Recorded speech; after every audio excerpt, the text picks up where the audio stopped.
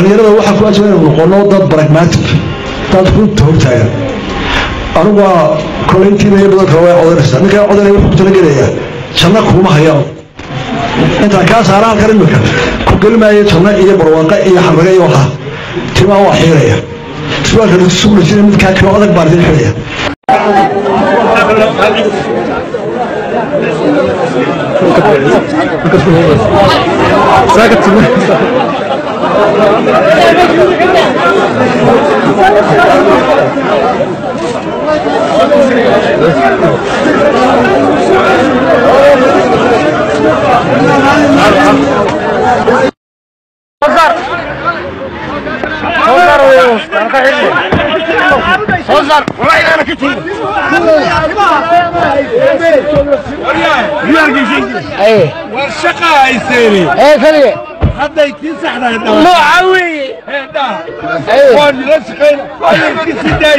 ما تمو ما لقى حيرة ياو ما لقى حيرة ودي إلا لقى حيرة ودي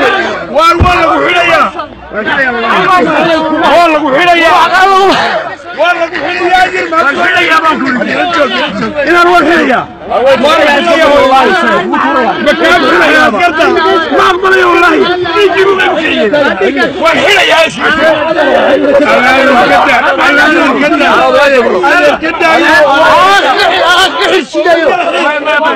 واليوم دولتي دولي ما يسكتها كم بقولكم ما لقينا حاجة يسكتها والله يسكتها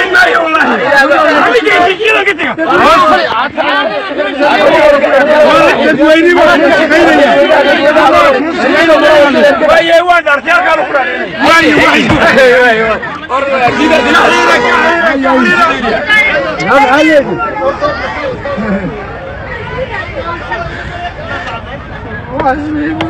دمين معاصم يقول تبعه واشته والله ثم نمرات الله حقولي على طول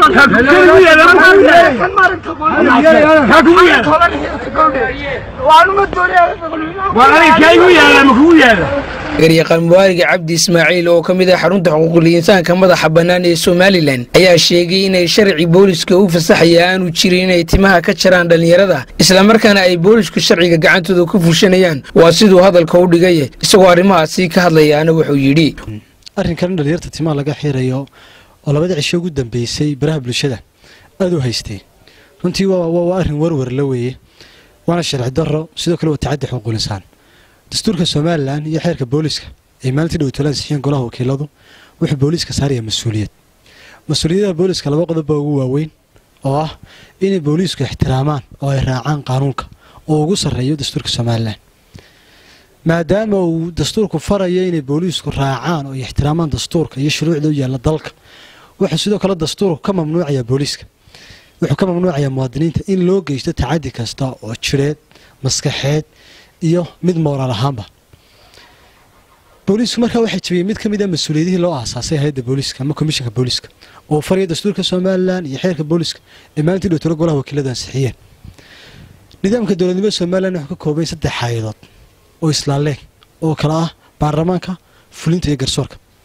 talaabo marka la rabo in la qaado waxa lagu talagalay marka hore in talaabadu ay tahay talaabo sharci ah marka labaad inuu garsoorku talaabada dabaqo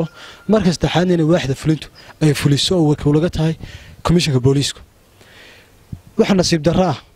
in maanta oo boolisku saddexdii waaxood ee qaranka awoodoodii isagu hal mar gacanta ku qabsado sharcigii samaysto oo jeebkiisa kala soo baxo isla markaana uu dabaqo oo isagu maxkamad noqdo isla markaana uu fuliyo oo dadka xabsiyada u taxaabo iyadoo tacadiyada xuquuqul insaan ay boolisku bulshada u geystaan oo iskugu jira markii hore dhaawacyo iyo dil iyo xariga sharci darro iyo sidoo kale hay sharci darro